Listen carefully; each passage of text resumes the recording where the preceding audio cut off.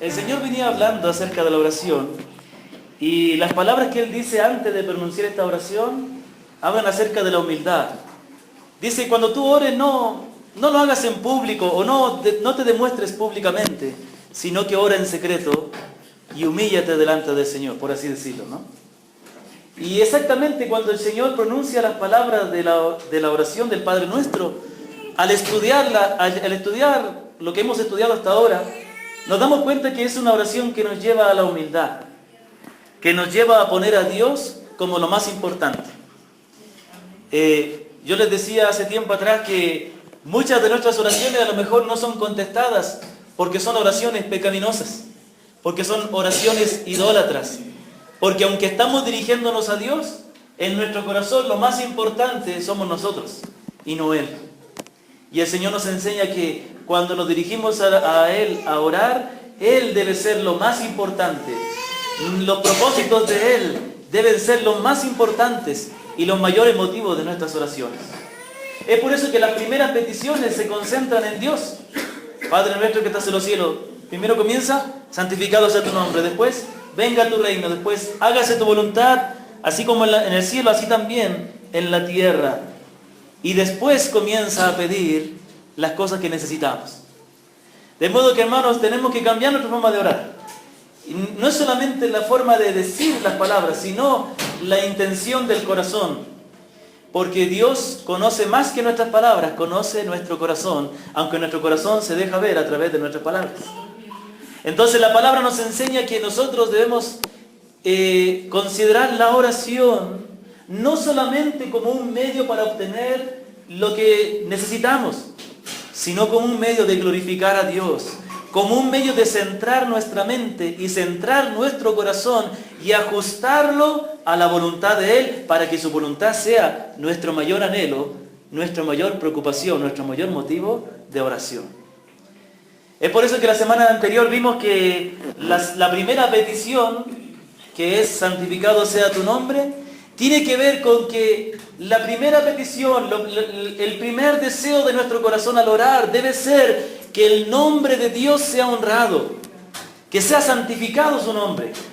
Aprendimos la semana anterior que santificar quiere decir apartar para algo especial. Es así como la palabra nos enseña que Él, habiendo nosotros estado sumidos en el pecado, algunos de nosotros habiendo sido inmorales, idólatras, estafadores, egoístas, dice que Dios nos ha limpiado y nos ha santificado.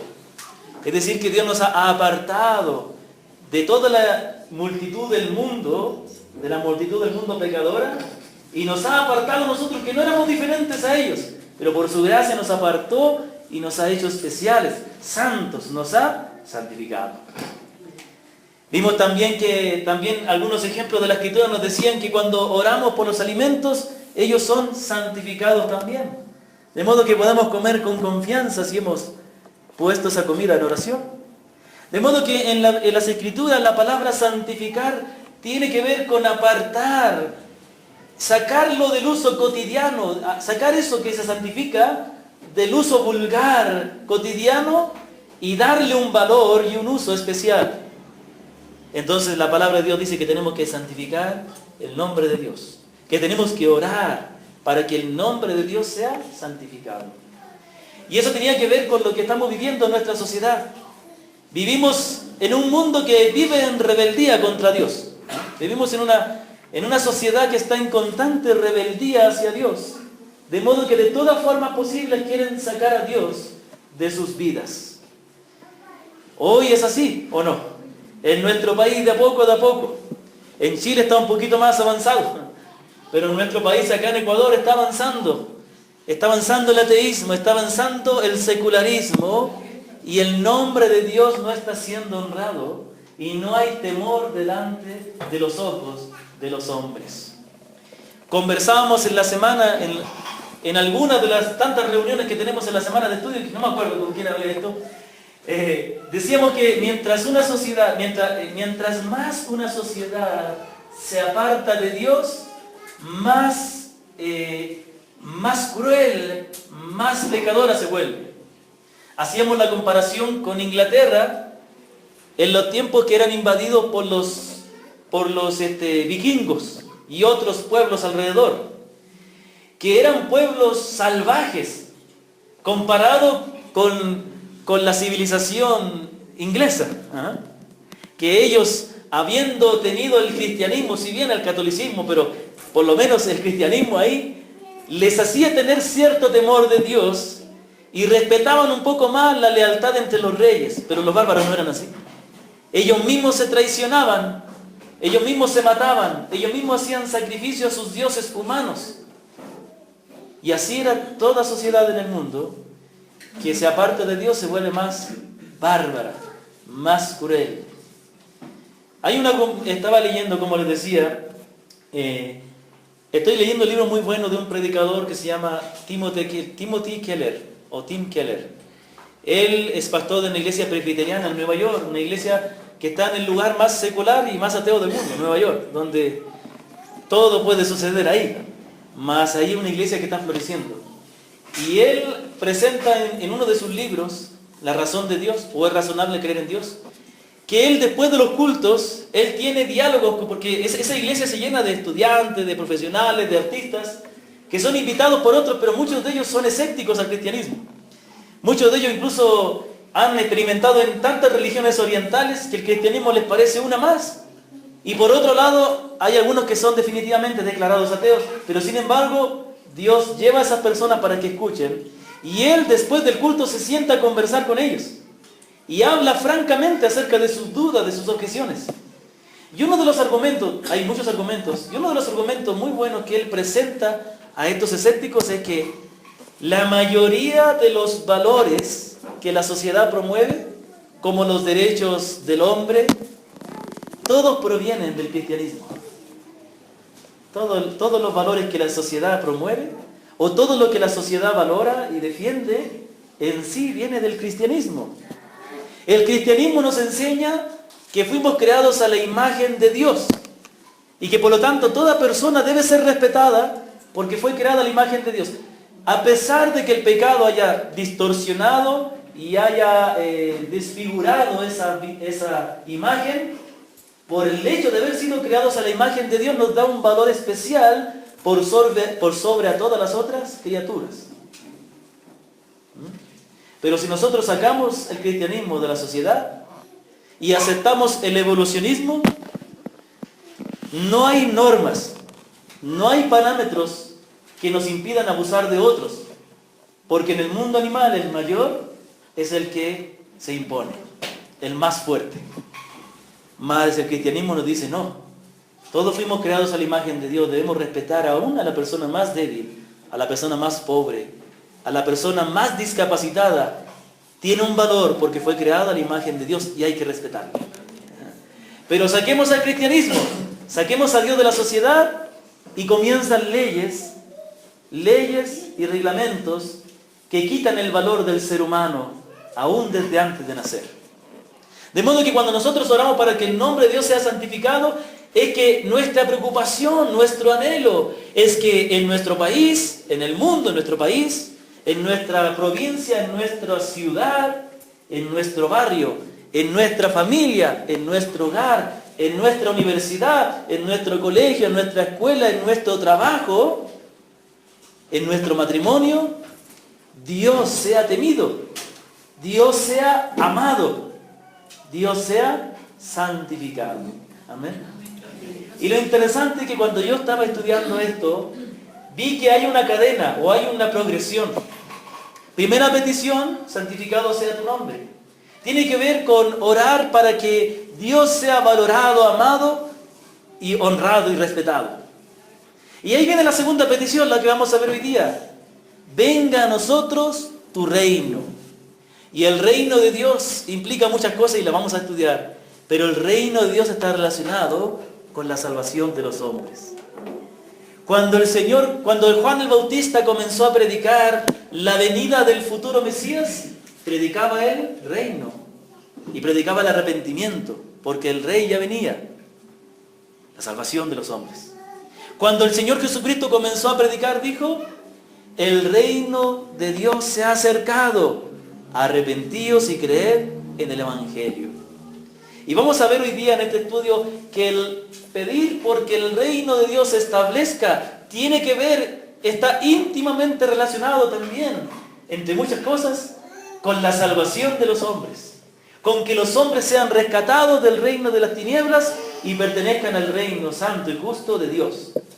Entonces, cuando el nombre de Dios es honrado, cuando es santificado el nombre de Dios, la sociedad comienza a temer a Dios. La sociedad ya comienza a considerar a Dios y producto de eso comienzan a recibir el Evangelio y viene la salvación a los hombres. Y después oramos para que la voluntad de Dios sea hecha en la tierra. Y en la medida que Dios va rescatando personas, en la medida que Dios va estableciendo su reino, su voluntad, lo que Él hace en el cielo, ocurre también aquí en la tierra. Esa obediencia perfecta que hay en Él, esa adoración perfecta, viene a ser eso lo que ocurre aquí en la tierra y es algo glorioso. Y después de todas esas cosas, recién ahí, Él dice, pidamos por nuestras necesidades. Amén. Entonces, oremos para que en nuestra sociedad el nombre de Dios sea honrado. Nosotros estamos orando todos los sábados a las 6 de la mañana. Y oramos y Dios ha respondido muchas oraciones. Y una oración que estamos orando, pero hay que orar más fuertemente es eso. Ya empezamos de este sábado a orar para que en nuestro país haya temor de Dios. Estamos viviendo circunstancias muy difíciles, hermanos, que no habíamos vivido antes.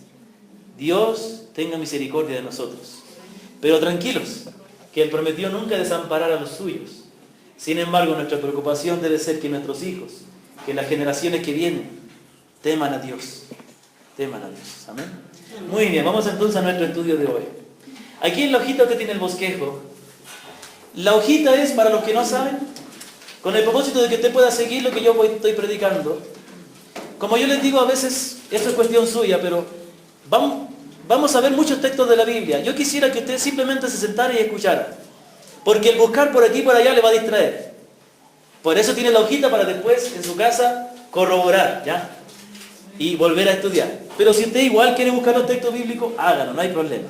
Sin embargo, que eso no lo distraiga. Mejor escuchar atentamente y después reflexionar. Ahora, la hojita es para que usted pueda repasar ese estudio en su casa en el culto familiar. También están las lecturas para cada día de la semana. Y ya no voy a cometer más errores en eso. ¿No es cierto? Ya vamos a poner hasta dónde llega el libro de la Biblia. No le vamos a añadir más capítulos a ningún libro. Muy bien, los que saben, saben. Entonces ahí comenzamos con la primera pregunta. Y la primera pregunta es fácil. Dice, ¿cuál es la segunda petición? Todos juntos. Venga tu reino. Venga tu reino. Muy bien. Esta es la segunda petición. Vamos a la segunda pregunta. ¿Qué es el reino de Dios? Todos juntos. Es el gobierno de Dios en los corazones de los hombres, en los que Él ha obrado, librándolos del poder del pecado y de Satanás, y obrando en ellos para que le reconozcan como rey. Es el gobierno de Dios. Ahora, yo siempre digo que las cosas del mundo son un reflejo de las cosas celestiales. Las cosas del mundo, la manera en que el mundo funciona, el orden que hay es un reflejo de lo que hay, de lo que es el mundo espiritual. ¿En qué sentido? ¿A qué me refiero? Siempre cuando con los hermanos los días miércoles a las 9 de la mañana salimos a evangelizar, hay veces que yo no puedo ir, pero los hermanos que están a cargo, ellos salen todos los jueves, no miércoles. Todos los jueves salen ellos. Hay una ilustración que nosotros usamos para predicar el evangelio. Generalmente la gente dice, nosotros le preguntamos, ¿usted está seguro de tener el perdón de Dios? No, dice, espero, no sé, Dios sabrá. O a veces le preguntamos, ¿a dónde va a ir cuando muera? Y la gente dice, bueno, Dios sabrá. Uy, pues, no habrá posibilidad de saberlo antes mejor, porque imagínate que te das cuenta de que Dios te había mandado al infierno. Y ya no puedes hacer nada, es mejor saberlo antes. Entonces, cuando le preguntamos a la gente, ¿cómo piensa que puede tener el perdón de Dios? La gente siempre piensa en las buenas obras que puede hacer. Si yo me porto bien, si yo hago lo correcto, Dios me va a perdonar. O si yo le pido perdón a Dios. Entonces ahí donde nosotros usamos la ilustración del juez, ¿no es cierto? Todos los que aquí son jueces me entienden, ¿cierto? ¿Aquí hay algunos jueces? Algunos nomás. Era una broma nomás. Me acuerdo que en Mularillo había una hermana que estaba embarazada y yo decía, todas las embarazadas de aquí, y era una sola cosa. Muy bien. Pero todos los que son jueces de aquí me van a entender. O los que han tenido contacto con la justicia. Entonces, cuando un delincuente es apresado y es llevado a donde el juez, en la audiencia, como se llame, yo nunca he estado en nada cerca, así que no tengo idea de los términos. El juez demuestra que está culpable, que es culpable el hombre, y dicta la sentencia. Por más que el hombre se comprometa a cambiar su manera de vivir, eso no le va a librar del castigo. Por más que el hombre haya cometido ese delito, pero antes no haya hecho nada malo, no le va a librar del castigo. ¿Me comprende? Porque la manera en que se cumpla la condena es pagando el castigo. ¿Me comprende? Y es por eso que el Señor pagó el castigo por nosotros. Por eso somos salvos a través de Jesús, porque Él fue castigado en lugar nuestro. Entonces, esta ilustración de los jueces terrenales es un reflejo de lo que es Dios, porque Dios es el juez de la tierra, ¿o no? De la misma manera, así como en este mundo hay gobernantes, hay reyes, son un reflejo de que Dios es el gobernador del universo. De modo que hay mucho que podemos aprender de la observación para entender las cosas espirituales. Es por eso que los antiguos pastores puritanos, cuando enseñaban a sus congregaciones a meditar, ellos enseñaban a meditar en dos libros, principalmente el libro de la Biblia y el libro de la creación. Es decir, a meditar en la creación, en el mundo. Obviamente, esa meditación no es igual a la meditación de las Escrituras. Tampoco esta meditación tiene nada que ver con la meditación trascendental o la meditación oriental, es otra cosa, donde se deja la mente en blanco. La meditación cristiana es llenar la mente, no vaciarla, sino llenarla del conocimiento de Dios. Entonces, cuando nosotros meditamos en el mundo y vemos que así como hay gobernante y lo comparamos con la Biblia y dice que Dios es el rey o que Dios tiene un reino, entonces podemos aprender. ¿Para qué están los gobernadores, los gobernantes y los reyes? Para gobernar, ¿no? Ahí está la palabra, ¿no? Gobernadores, gobernantes. Para administrar, y aunque ellos no lo sepan, lo que Dios puso en sus manos. Porque todo presidente, todo rey gobierna lo que Dios le ha concebido y le pedirá cuentas. Entonces, cuando hablamos del reino de Dios, hablamos del gobierno de Dios en los corazones de aquellos que Él rescata del gobierno de Satanás. Vamos a ir viendo algunos versículos más adelante, solamente déjenme explicar este punto. Para entender este punto, el famoso reformador Juan Calvino dijo lo siguiente: Dios, escucha atentamente, esto fue lo que dijo en el año 1500 y algo Juan Calvino. Dios es considerado rey cuando los hombres, renunciando a sí mismos y despreciando al mundo en esta vida terrenal, se consagran a la justicia de Dios y aspiran a la vida celestial. Es decir, que el reino de Dios tiene que ver con que Dios obra en los hombres y mujeres que Él llama a su reino para librarlos del poder de Satanás y del pecado, y para que le reconozcan a Dios como su verdadero rey, como su sustentador, como aquel a quien le deben la vida y quien les da todo lo que necesitan. Amén. Entonces, esta petición es maravillosa porque tiene que ver con el propósito de Dios. Tiene que ver que cuando oramos, nuestras peticiones, nuestros anhelos, tienen que ser que se cumplan los propósitos de Dios. Que Dios sea el rey, que Dios gobierne, que Dios haga venir su reino. Ahora, no es que el reino de Dios no esté, porque el Señor Jesucristo mismo dijo, el reino de los cielos se ha acercado. Entonces, está. Sin embargo, todavía el reino de Dios no está en su plenitud. Y a eso vamos a llegar. Vamos a la pregunta 3. La pregunta 3 nos va a aclarar bastante este significado de orar para que el reino de Dios venga. ¿Qué rogamos en esta segunda petición? Todos juntos. Que Él reine de tal modo sobre nosotros por su palabra y espíritu, que nos sometamos cada vez más y más a su voluntad, que conserve y aumente su iglesia, destruya las obras del diablo y todo poder que se levanta contra Él, lo mismo que todos los consejos que se toman contra su palabra, hasta que la plenitud de su reino venga, cuando Él será todo en todos. Ahí está. ¿A qué aspiramos? ¿Cuál es nuestro anhelo? ¿Cuál es nuestra meta? ¿Cuál es nuestra aspiración? Es que llegue un momento en que Dios sea todo en todos. ¿Eso ocurrirá cuándo? Cielos nuevos y tierra nueva. Cuando habrá un pueblo y Él será su Dios. Cuando Él no habrá necesidad de luz, ni de la luna, ni de nada, porque Él lo alumbrará todo, porque Dios es luz y lo llenará todo. Eso es lo que debemos aspirar, hermanos. Cuando decimos que el reino de Dios venga, estamos diciendo que Él pueda llegar a la plenitud de una existencia donde Dios sea todo. Donde Dios sea todo de los hombres. Donde ya no haya el pecado. El reino de Dios. Eso es lo que el Señor vino a traer. Ahora, nunca tenemos que olvidarnos de que Dios nunca ha dejado de ser el rey. Sin embargo, una cosa es ser el rey y otra cosa es que su reino esté establecido. Dios nunca ha dejado de ser el soberano. Eso estamos aprendiendo en algunos de los estudios de la semana. Que en el estudio de los jueves, hablando acerca de la providencia de Dios. La providencia de Dios es la manera en que Él obra para hacer cumplir sus propósitos, preservando así su soberanía. Un error que nosotros cometemos a veces, o especialmente aquellos que comienzan en la fe cristiana, es pensar que la lucha entre Satanás y Dios es la lucha entre el bien y el mal, como potencias iguales. No es así, de ninguna manera. Aquí no hay una guerra entre iguales.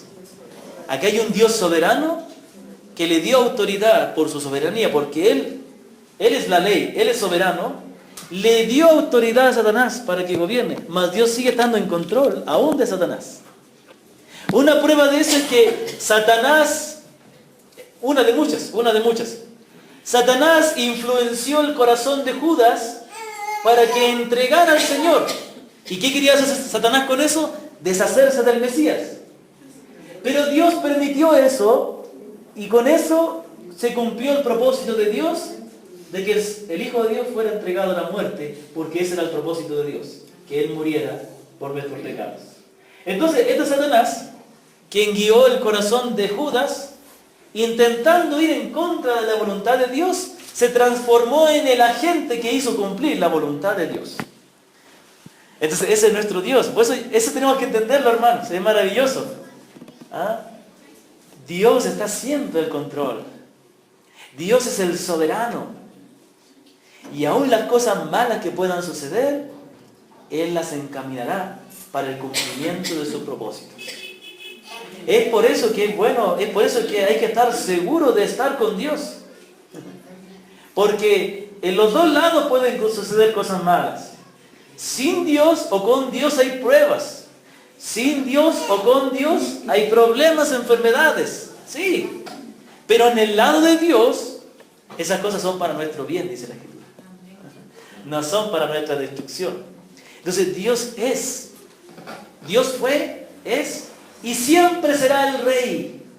Mas Él ha cedido a Satanás que gobierne este mundo, mas Dios está quebrantando el poder de Satanás. Eso lo vamos a ver ahora. Vamos a ver algunos textos. Vamos a repasar.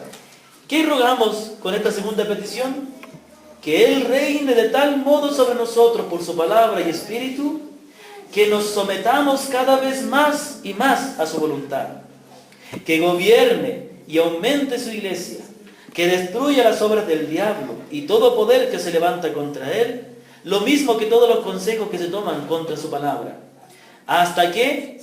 Hasta que la plenitud de su reino venga, cuando Él será todo en todos. Amén. Vamos a ver algunos textos. Primero, vamos al Salmo 143. Vamos a ir a un texto del Antiguo Testamento. Porque esta cuestión de que venga el reino de Dios no tiene que ver solamente con el Nuevo Testamento. Desde que Satanás trajo el pecado al mundo, es necesario que el reino de Dios venga a este mundo. Pero mire lo que dice el salmista en el Salmo 143, versículo 9 y 10. El 10, pero vamos a leer el 9. Dice, líbrame de mis enemigos, oh Jehová, en ti me refugio. Y mire lo que dice después. Enséñame a hacer tu voluntad, porque tú eres mi Dios. Tu buen espíritu me guía a tierra de rectitud. Cuando hablamos de que nuestro anhelo y petición es que el reino de Dios venga, primeramente tenemos que comenzar por nosotros, de estar dispuestos a que Él gobierne en nuestra vida. Bueno, así comienza la salvación, cuando le reconocemos al Señor Jesús como el Señor. Esto es algo muy importante, hermanos. La palabra de Dios dice, cree en el Señor Jesucristo y serás salvo. No dice cree en Jesús, cree en el Señor Jesucristo y serás salvo. También dice la Escritura, todo aquel que invocar el nombre del Señor. No dice todo aquel que invocar el nombre de Jesús. Claro que es el mismo, pero la expresión el Señor, todo aquel que invocar el nombre del Señor será salvo. Después dice otra parte de la Escritura, si confesares con tu boca que Jesús es el Señor, serás salvo. Entonces la salvación comienza cuando reconocemos al Señor Jesús como el Señor. ¿Qué estamos diciendo? Que Él es el Rey. Que Él es el Rey. Ajá. Así es, así es. Ese es el punto. Nadie puede ser salvo en un Jesús que no es el Rey. Nadie puede ser salvo si no reconoce a Jesús como el Rey, como el Señor. Eso sería cualquier otro tipo de cristianismo, pero no el verdadero. El verdadero nos presenta a un Jesús que es Dios, que es el Señor. Entonces el salmista dice aquí, enséñame a hacer tu voluntad, porque tú eres mi Dios. ¿Qué está diciendo el rey David con este salmo? Porque el rey David lo escribió. Y escucha atentamente, está diciendo que que él en el fondo de su corazón, él siente una necesidad, y la necesidad de someterse a la voluntad de Dios. ¿Se acuerdan lo que dijo Juan Calvino? Que Dios es considerado rey cuando los hombres se someten a Él, reconociéndolo. Eso es lo que la palabra de Dios dice. La palabra de Dios dice que Dios tiene que obrar en nosotros para que le reconozcamos como Rey. Pero nosotros, habiendo reconocido al Señor Jesús, ya siendo salvados de nuestros pecados, cuando nuestro anhelo es que el reino de Dios se establezca, es porque tiene que haber en nosotros, en los creyentes, el deseo de que Dios gobierne nuestras vidas. De que Dios gobierne. Amén. Ese es el punto, hermanos. ¿Por qué? Porque en el corazón de todo creyente, mientras está en este mundo, hay una lucha. Una lucha que se resiste a darle el lugar a Dios que le corresponde. Un ejemplo. Cuando nosotros no estamos confiando en el Señor, estamos desconfiando de Él. Esta palabra desconfiar, no diríamos, ¿alguno de ustedes ha desconfiado del Señor? Me dirían, no, ¿cómo voy a desconfiar del Señor? Pero el día en que usted no confió en Él, usted desconfió de Él. ¿Me comprende? ¿Alguno de ustedes aborrece a Dios? No, ¿cómo vamos a aborrecer a Dios? ¿Le amas de verdad? No, no le amo. Entonces le estás aborreciendo. O en negro o blanco, en la Biblia. No hay términos medios. Entonces, cuando nosotros desconfiamos del Señor, es decir, cuando nosotros en alguna prueba o tribulación nos ponemos mal y no encontramos tranquilidad, es porque en el fondo de nuestro corazón hay un pensamiento de que Dios no tiene totalmente todo el control. No le estamos reconociendo a Dios. ¿Me comprende? O también la lucha por resistirnos a hacer la voluntad de Dios. Dios dice que yo debo amar a mis hermanos, pero hay hermanos que me cuesta amarlos. Y no me quiero mucho hacer el esfuerzo de relacionarme con ellos. Me estoy resistiendo a la voluntad de Dios. ¿Sabe por qué? Porque en el fondo de mi corazón hay un leve, aunque sea imperceptible, pensamiento de que todavía yo tengo dominio a algo, por lo menos, de mí mismo. No. Debemos someternos totalmente a Él. ¿Cuántos problemas nos evitaríamos? ¿Cuántos pecados no tendríamos que confesar si le diéramos al Señor el lugar que le corresponde? Si dijéramos como el rey David, Señor, enséñame a hacer tu voluntad, porque tú eres mi Dios. Y yo no puedo vivir siendo tú mi Dios. No hay otra manera de vivir que haciendo la voluntad de Él. Por tu buen espíritu, porque que tu buen espíritu me guíe a tierra de rectitud. Entonces, cuando clamamos para que el reino de Dios venga, estamos diciendo que deseamos que Él reine totalmente en nosotros. Que nosotros estemos totalmente sometidos a su voluntad, a su autoridad. Esa debe ser nuestra oración. Examinemos nuestras oraciones. ¿Cuántas oraciones tienen que ver con lo que materialmente necesitamos? ¿Y cuántas oraciones tienen que ver con lo que espiritualmente necesitamos? Pedimos por provisión, pedimos para pagar las deudas, pedimos para tener, hasta para poder salir de vacaciones, pedimos, ¿no? Para darnos gustos, está bien. Pero ¿y pedimos por más arrepentimiento? ¿Pedimos por más santidad? ¿Pedimos por más obediencia? Tenemos que pedir. Primerito tenemos que pedir para que Él haga su voluntad, para que Él sea el que gobierne nuestras vidas. Amén. Vamos a leer un texto en Mateo capítulo 6. Si no, te puedes escuchar nomás, no hay problema. Mateo capítulo 6 es un texto muy conocido, versículo 33, lo hemos usado muchas veces.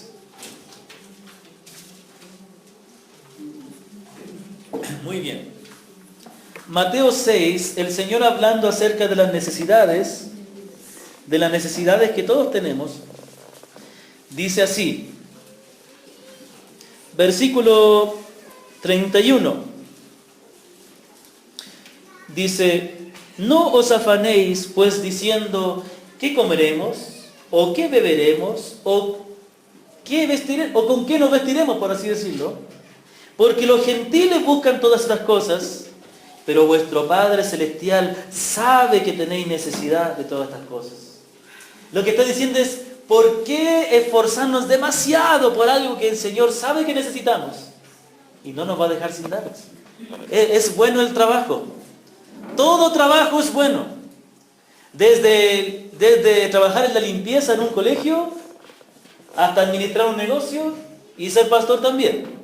Todo trabajo es bueno, porque ser pastor es un trabajo también, un trabajo arduo, uno de los más difíciles dicen por ahí.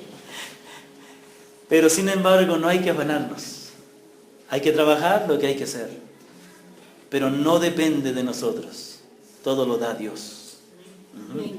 Entonces aquí viene entonces versículo 33, y el Señor dice más, es decir, en vez de eso, en vez de afanarte por algo que el Señor igual te va a dar, afánate, busca, mire, compare la palabra, porque los gentiles buscan todas esas cosas, es decir, los gentiles se esfuerzan por conseguir eso que a ustedes Dios se los da, mas ustedes busquen, esfuércense por el reino de Dios, por buscar primeramente lo que tiene que ver con el reino.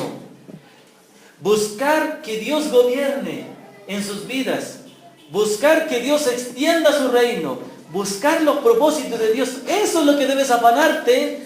Y todo lo demás vendrá añadido. Como yo digo a veces, viene con cinta scotch ahí amarrado, pegadito. Como cuando te compra un lavaplato, le viene pegado con cinta scotch la esponja. Busca el reino de Dios y pegado con una cinta scotch van a venir toda tu necesidad suplida, la provisión. Así es. No hay que afanarnos. Es por esa razón que los hermanos que estuvieron el otro día en la reunión de los miembros, cuando yo puse el desafío de empezar este año a aportar la familia pastoral, lo hice con tranquilidad, porque el Señor nos provee. Mostramos la necesidad, pero no con afán, no con preocupación, ni con resentimiento, porque el Señor cuida de nosotros. Todo debe hacerse santificando el nombre de Dios. Todo debe hacerse reconociendo que Él es el Rey. O sea, aquí viene el punto. El punto es que cuando nosotros oramos para que el reino de Dios venga, es porque realmente nos interesa el reino de Dios.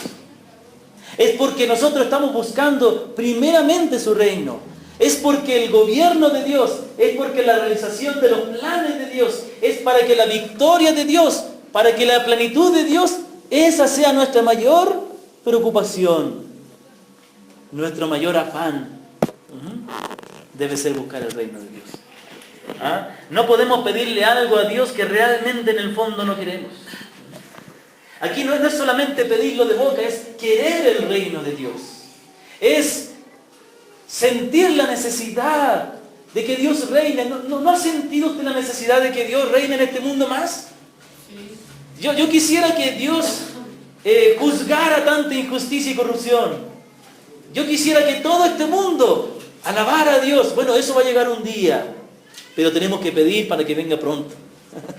Tenemos que pedir a Dios que Él siga obrando. Vamos a hacer otro texto de la Escritura. La venida del reino de Dios tiene que ver también con que Dios venza total y completamente al enemigo Satanás. Que Dios, destruya totalmente las obras del diablo y todo poder que se levanta contra él, lo mismo que todos los consejos que se toman contra su palabra. ¿Cuándo comenzó la lucha para que Dios, o cuándo comenzó la necesidad para que Dios establezca su reino en la tierra? En el mismo instante en que el hombre y la mujer, el primer hombre y la mujer pecaron. Cuando ellos pecaron, se escondieron de Dios, se rompió la comunión y Satanás comenzó a tener el control del mundo. ¿O no creen que Satanás haya tenido algo de control? Bueno, la Biblia dice que Él es el príncipe de este mundo. La palabra de Dios dice que cuando el Señor Jesucristo vino a la tierra, Satanás lo llevó a tentar. Y miren lo que le dijo Satanás: todos estos reinos te voy a dar si postraro me adorares. El pecado trajo el gobierno de Satanás y del pecado en el mundo. Aunque Dios nunca deja de ser el soberano. ¿Ah? ¿Eso ya está claro? Muy bien. Entonces, pero en el momento en que el hombre y la mujer pecaron, ya ahí comenzó la necesidad de que el reino de Dios venga.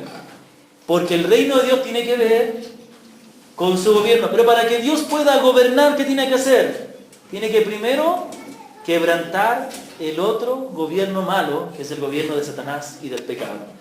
Dice Génesis capítulo 3, versículo 15.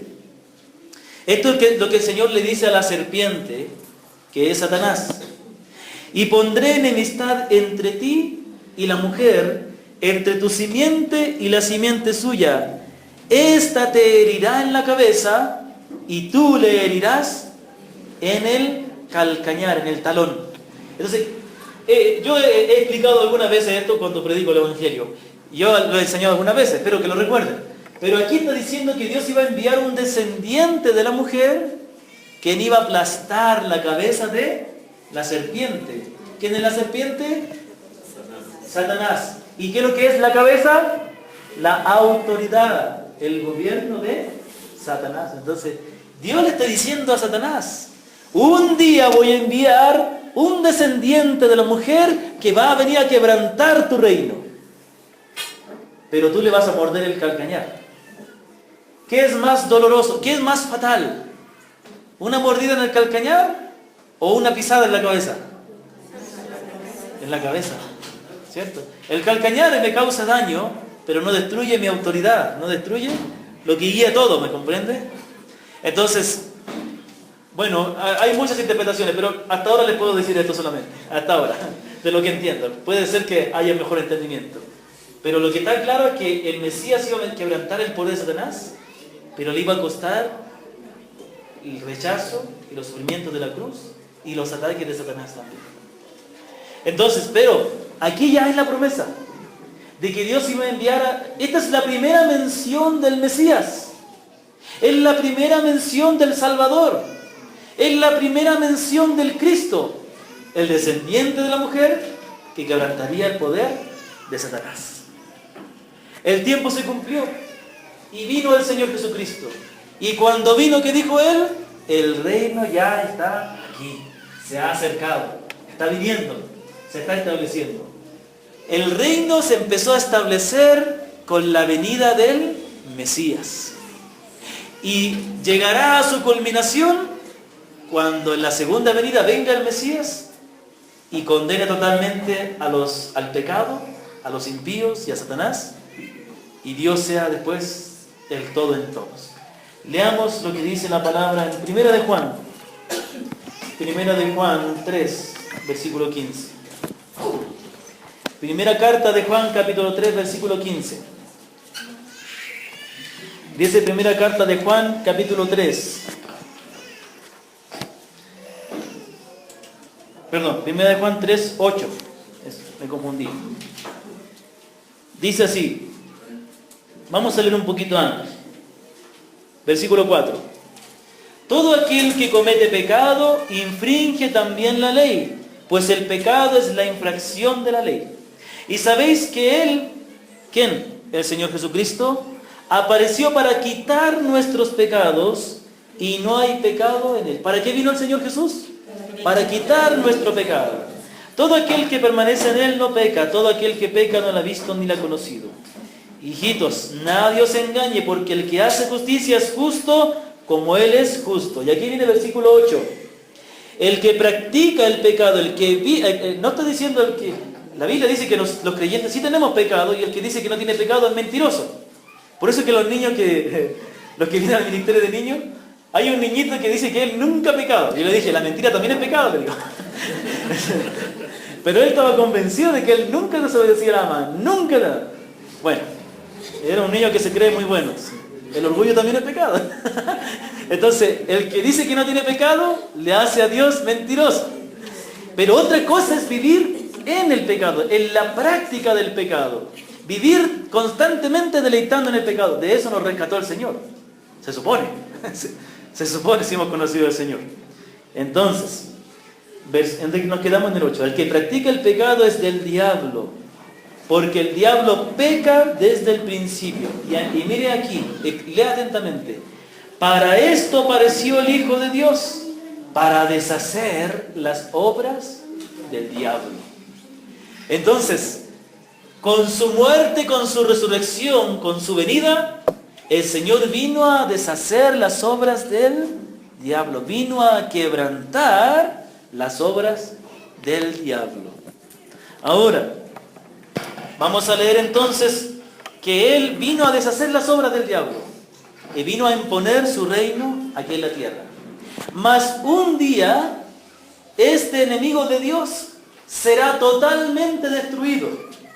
Eso es lo que dice la palabra en 2 Tesalonicenses, capítulo 2, versículo 8.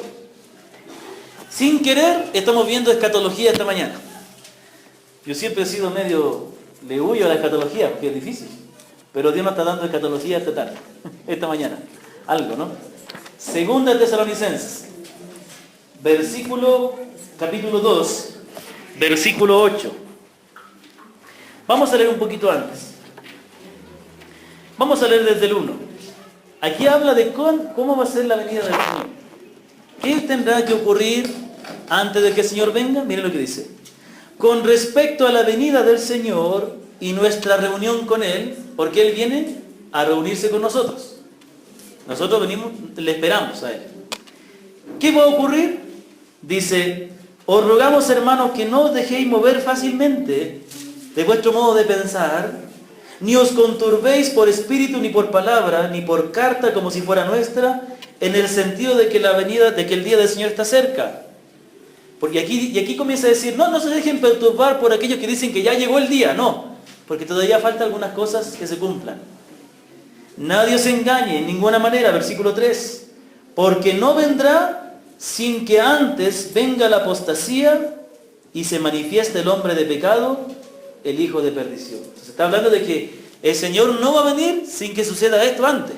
Sin que venga un tiempo de apostasía y se manifieste el hijo de perdición, el cual se opone y se levanta todo lo que se llama Dios. ¿No pasa eso ahora? ¿No pasa que se oponen a todo lo que es Dios?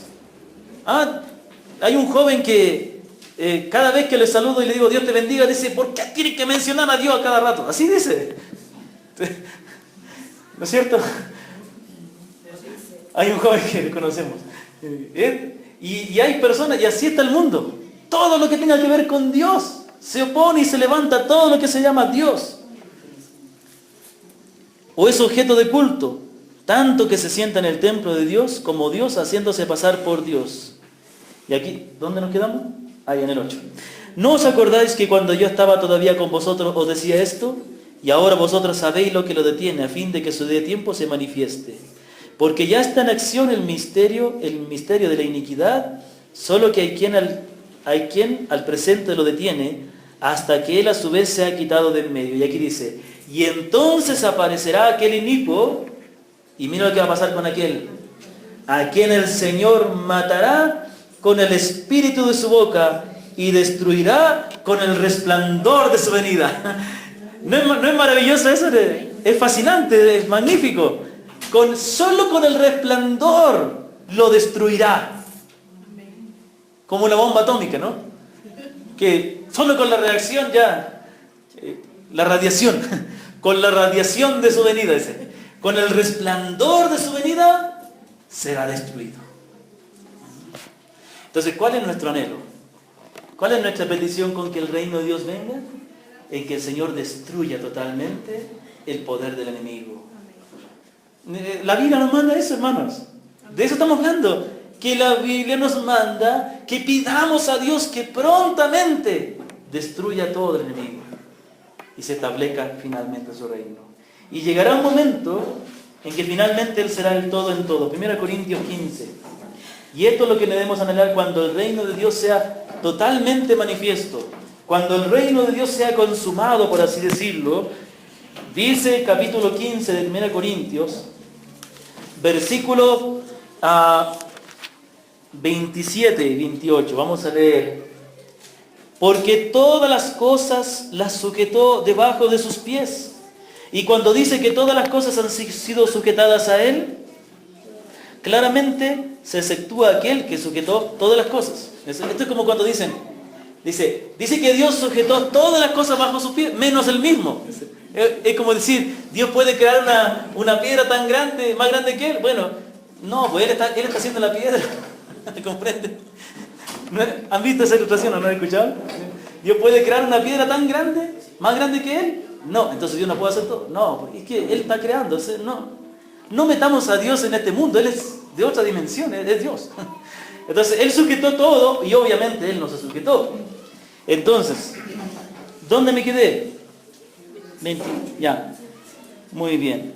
Versículo 28, pero luego, mire lo que dice, Él está sujetando todas las cosas. ¿Qué está diciendo? Mire, Él ya decidió sujetar todas las cosas, es decir, tener dominio sobre todo. Dios es Dios, siempre lo ha tenido. Él le concedió a Satanás, pero Dios está recuperando eso que le dio a Satanás, por así decirlo. Estoy buscando una manera de expresar algo que es muy difícil para mí. Entonces Dios está sujetando todas las cosas. Llegará un momento, hermanos, en que finalmente todas las cosas les estén sujetas. Es decir, que Dios gobernará, es que Dios habrá recuperado todo estará sujeto a Él. Toda la creación, todo el universo le habrá reconocido como el Rey. ¿Y qué pasará en ese día? Dice la palabra. Entonces también el Hijo se sujetará al que le sujetó a Él todas las cosas. Aún el Hijo se sujetará al Padre en ese día para que Dios sea todo en todos. Entonces, ¿de qué tiene que ver con la plenitud del reino? ¿Qué tiene que ver qué significa esta petición de que el reino de Dios venga? En que obremos para que Dios destruya a los enemigos, para que Dios avance en su iglesia, para que siga predicándose la palabra, para que finalmente todo esté sujeto a Él y Él sea el todo en todo. Esa frase es tan hermosa, para que Él sea el todo en todos. No habrá nada más, que todo será unido a Él, todo será para Él. Toda la creación finalmente le reconocerá y como dice, toda rodilla se doblará y confesará que Él es el Señor. Amén. Y habrá un pueblo y habrá un Dios. ¿No es maravilloso? ¿No queremos esto? Anhelemos la venida del reino. Anhelemos que Dios cumpla sus propósitos. Anhelemos ese momento en cuanto el Señor sujetará todo ahí. ¿Por qué es necesaria esta petición? ¿Por qué es importante? Pregunta 4. Vamos a la pregunta 4, hermano. Vamos. Aguanten. Llevamos solo 54 minutos nomás. Dice, ¿por qué es necesaria esta petición? Todos juntos. Porque toda la humanidad está bajo el dominio del pecado y de Satanás. Aquí está. ¿Por qué el mundo actúa como actúa? Porque Satanás está al control de ellos. Ellos más bien dicho están dominados por el poder de Satanás. Mas Dios es el que nos está liberando. Dice Efesios 2, versículo 1. Y Él os dio vida a vosotros cuando estabais muertos en vuestros delitos y pecados, en los cuales anduvisteis en otro tiempo, siguiendo la corriente de este mundo, conforme al príncipe de la potestad del aire, el espíritu que ahora opera en los hijos de desobediencia. Dice que nosotros fuimos rescatados. Si hemos creído en el Señor Jesucristo, ya estamos en el reino. Ya Dios nos liberó del poder de Satanás. Pero hay muchos que todavía están ahí. Hay muchos que todavía están ahí. Cuando oramos porque el reino de Dios se establezca, oramos para que Dios los libere del reino de Satanás. Y como dice la Escritura, los traslade al reino de su amado Hijo, el Señor Jesucristo. Y finalmente hay una pregunta importante. Pero antes de eso, déjenme decir una cosa. Quiero que presten mucha atención. Si alguno de ustedes todavía no está seguro de haber confiado en el Señor Jesucristo, si alguno de ustedes todavía no tiene la certeza o la seguridad de que sus pecados han sido perdonados, puede ser que tú todavía estés en el poder de las tinieblas. Puede ser que todavía el pecado y Satanás te está dominando. El único que te puede liberar es el Señor Jesucristo. El único que es la puerta para entrar en este reino es el Señor Jesús. Sin Él no se puede entrar al reino. Sin Él todavía estás esclavo, todavía estás engañado, todavía estás ciego y todavía estás dominado por el pecado y Satanás. La última pregunta es muy importante. Dice, ¿cómo llama Dios a los hombres para pertenecer a su reino? ¿Cómo Dios nos llama para pertenecer a su reino? Leamos juntos la respuesta. Dios llama a los hombres a su reino mediante la proclamación del Evangelio, donde se le manda al pecador a arrepentirse de sus pecados y confiar en Jesús como el Señor. Ahora yo quiero que todos cierren su... No que cierren la Biblia, sino que me miren a mí. Con esto vamos a terminar. Hay una manera, como les digo, la mayor necesidad es que el mundo está esclavizado y dominado del pecado. No están en el reino de Dios. El reino de Dios está aquí, está viniendo, está acercado. Pero la manera en que Dios llama a los hombres es a través del arrepentimiento y a través de la fe. El Señor Jesucristo dijo así, el reino de los cielos se ha acercado. Arrepentíos y creed en el Evangelio. Arrepiéntete significa que tienes que ser capaz de reconocer que estás en el pecado. Que sí, puedes creer en Dios, pero no le perteneces a Él. Él no gobierna tu vida. Arrepentimiento, reconócelo. Arrepiéntete. Y cree el Evangelio que dice que Jesús es el Señor. Y que Él murió y resucitó y venció a Satanás. Y Él es el que te hace entrar al reino. ¿Ah? Así como a veces, una ilustración un poco chistosa, pero a veces cuando los papás quieren meter a su hijo en un colegio importante, necesitan a alguien que les meta, ¿no? Algún contacto, ¿no? Señor Jesucristo es el contacto que nos mete en el reino, porque Él murió y resucitó.